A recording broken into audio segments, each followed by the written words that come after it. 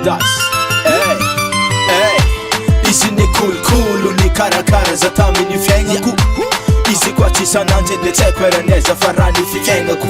Fa mamako nina tsataka loko satria izy mavita anahy. Na maro ny tsara fa mamako fogna no tiako ary tsisy mahazo aminahy. Na maro mpanenjika tsy nazaka toeragna miova fagnama kanefa tsy tsapony fa mamako tsisy mahasolo aminama.